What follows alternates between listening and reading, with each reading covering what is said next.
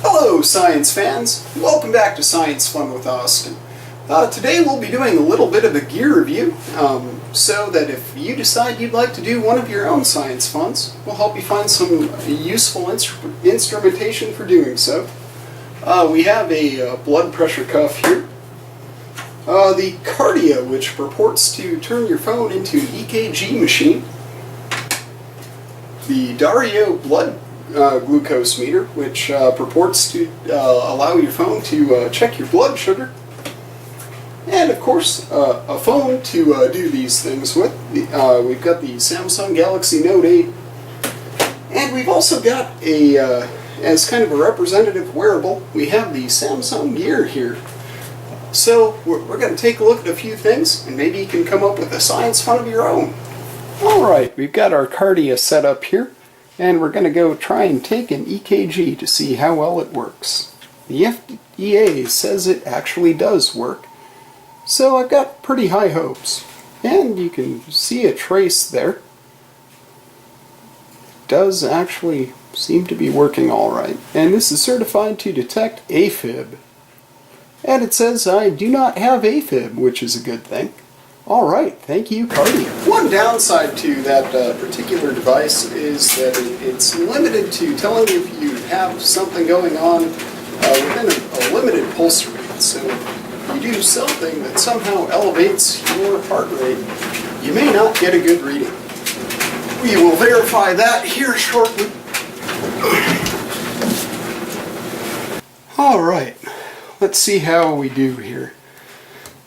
So you can see it's getting a reading, but as you can see, since the reading was over 100 beats per minute, it won't actually tell you how you did.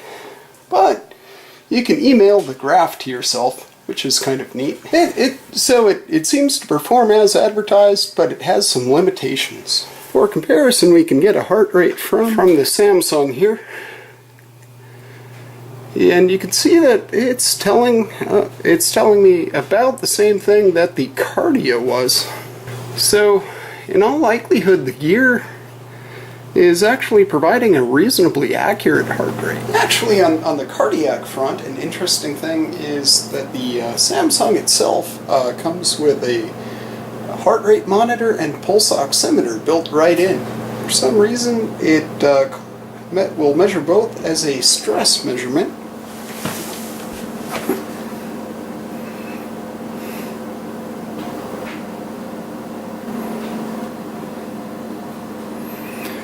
So, heart beats per minute is pretty self-explanatory. The 98% is called the SpO2, or blood oxygen saturation level. And apparently that tells the program how stressed you are. But it's kind of a neat functionality just built right into the phone. If you have diabetes, you may be interested in this piece of equipment, the Dario blood glucose meter. It comes equipped with a finger poker and a little reader that plugs into your phone, allowing it to read blood glucose. Let's see how well it works. Alright, just remember, if you don't want to have to do this, kids, don't eat Oreos. So we have the app powered up, we have a strip inserted, and it is asking for a drop of blood, which means we need the finger poker. So first off, we'll get the finger poker. Again, think of this if you're eating Oreos. eating ice cream, an apple pie, and Alright, get that going.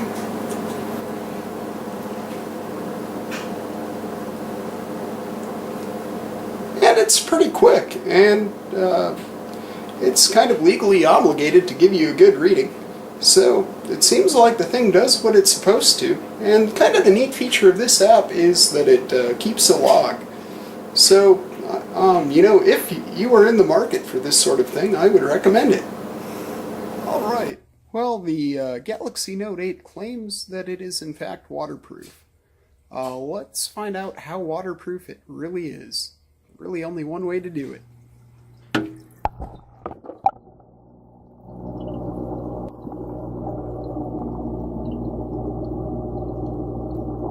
Alright. Alright, so we've taken a look at a pretty decent variety of equipment, most of it health-oriented.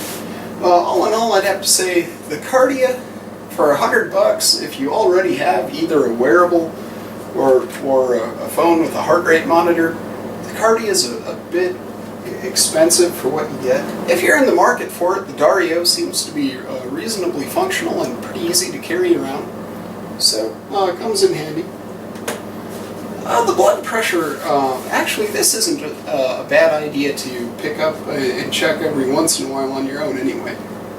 This one seems to work pretty well, and the neat thing with the app is that it logs all of your data for you, kind of like the Dario does with your glucose.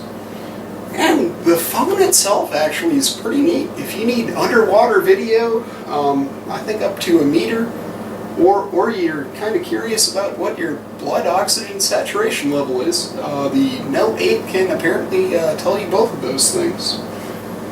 Well, we're going to take a look in the next few weeks and see what we can do with this, but until next time, have fun, science fans! Thanks for your time. Have a good day.